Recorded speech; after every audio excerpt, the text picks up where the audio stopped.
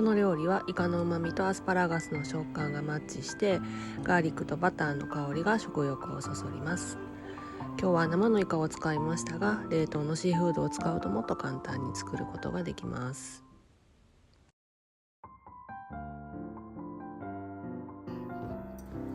ピーラーでアスパラガスの根元の部分を剥きます。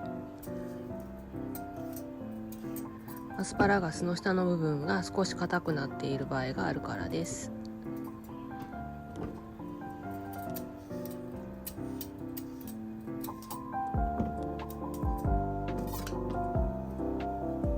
食べやすいように斜めに切っていきます。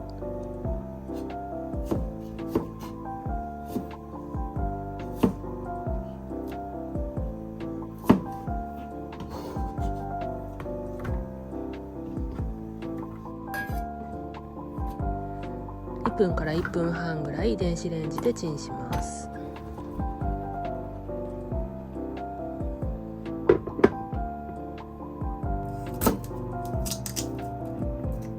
ニンニクを切ります。包丁で押しつぶすようにしてから切ると皮がすごく剥きやすくなります。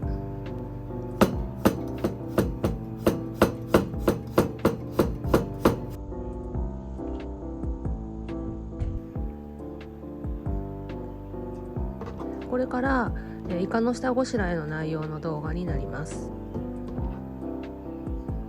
冷凍のシーフードを使う場合は塩水に30分ぐらいつけて解凍してください。このような処理をすることでシーフードが硬くなりにくくなります。イカの下処理に興味がない方だったり、冷凍のシーフードを使う方はスキップしてください。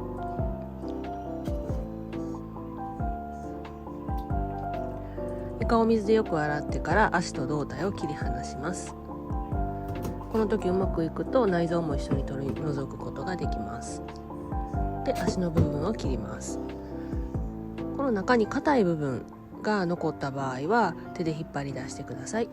これ私たちイカの口って言ってます。胴体の透明な骨を取り除きます。水の中でイカを洗います。内臓が少し残っている時があるのできれいにしてみましょう。皮を剥きます。意外と簡単に剥くことができます。皮があると火を通した時にちょっと硬くなったりするんですけれども、小さなイカの場合は気にせずにそのまま使うこともあります。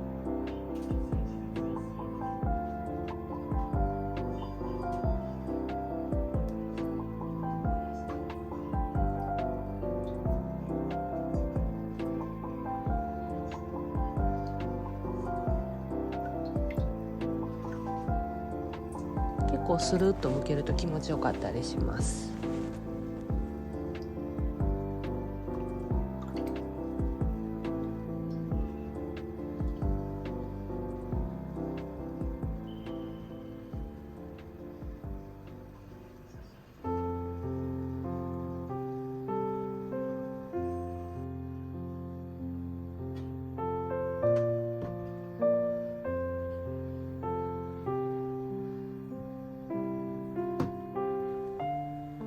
で、このイカの耳の部分、英語とか中国語で何て言うかわからないですが、この部分は手で引っ張ると簡単に取ることができます。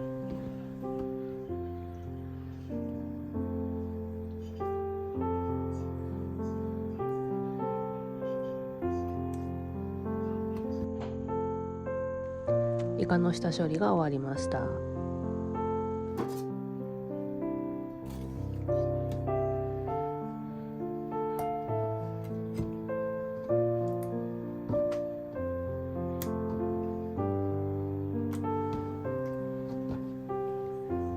食べやすい大きさに切っていきます。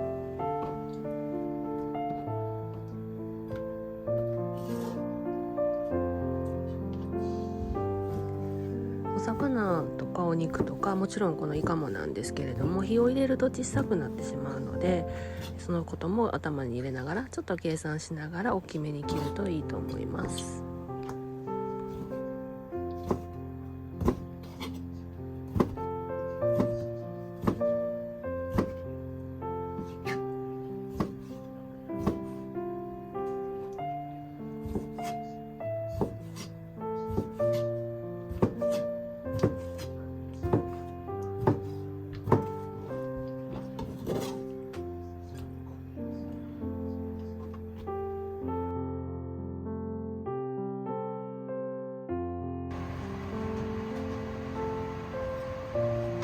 フライパンに油を入れてニンニクを炒めていきます。ニンニクはすぐ焦げてしまうので、できるだけ弱火でいつも火を通すようにしています。でニンニクに色がついたら電子レンジでチンしていたアスパラを入れます。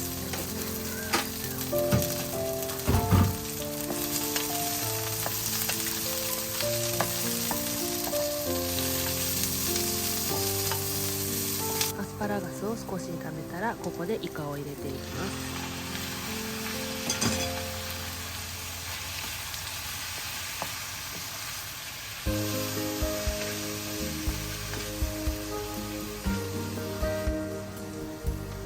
ここで塩を入れていきます。今回使っているのは岩塩です。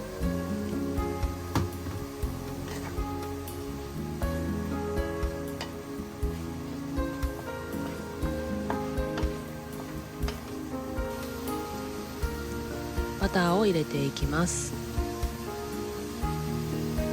今回は少しバターを多めに入れました。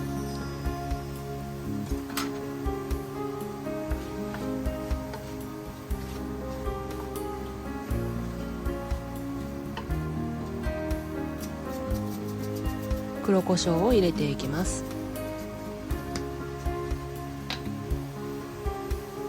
お好みで、少しお醤油を入れてもらってもいいかなと思います。イカは火を通しすぎると硬くなってしまうので気をつけてください。ちょうどこの時横でお味噌汁を作ってました。盛り付けて完成です。